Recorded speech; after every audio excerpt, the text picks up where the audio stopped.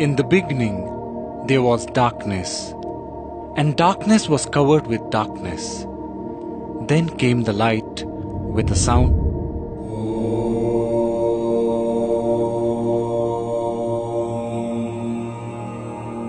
And Om gave rise to words or knowledge which got compiled as the Vedas. In the hierarchy of Vedic knowledge, there are 4 Vedas: Rig Veda, Samaveda, Yajurveda and Atharva Veda.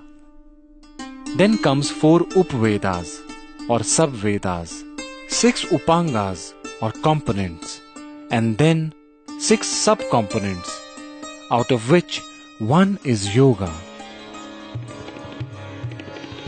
There are several types of yoga as well, like Jnana Yoga, Bhakti Yoga, Karma Yoga, Hatha Yoga, Raja Yoga, Mantra Yoga, Shiva Yoga, Nada Yoga, Laya Yoga, and many more.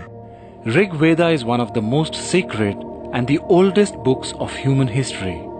It is about 8 to 10,000 years old, and yoga is a part of this Vedic literature.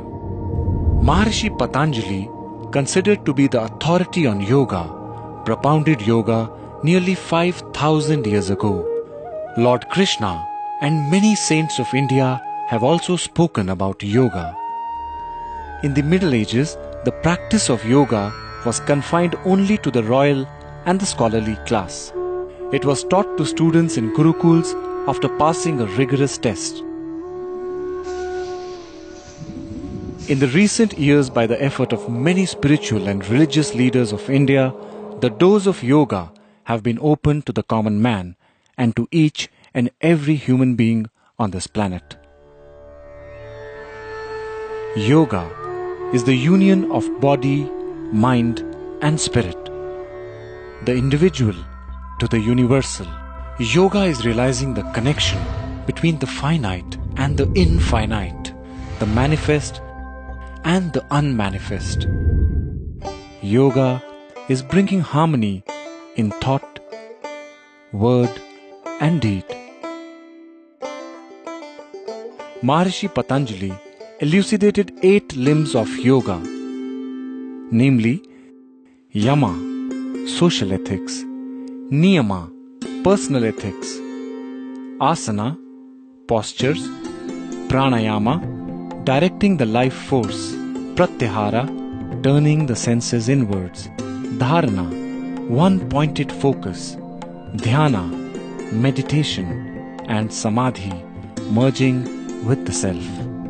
Somehow, in today's age, yoga has become associated with only physical postures,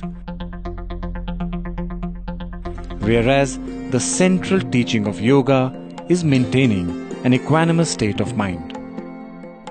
The Bhagavad Gita says, Yogaha karmasu kaushalam, meaning yoga is skill in action and expression.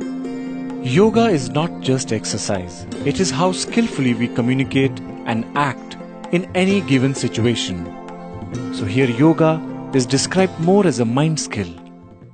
It means you could be watching a sunset, doing your job in office, or cooking at home. If you're doing it out of joy and love, you are a yogi, a karma yogi. The same action devoid of any love or care is not yoga. Krishna says in the Bhagavad Gita, Samatvam yoga uchyate. Equanimity in the mind is a sign of yoga. The ability to remain centered in adverse situations is yoga. Whatever brings us back to our nature, which is harmony and joy, is yoga. While postures make the body healthy, pranayama and meditation take the mind deep within. Uniting diverse aspects of life, of existence, is yoga. See, every baby is a yogi. The postures definitely the baby does.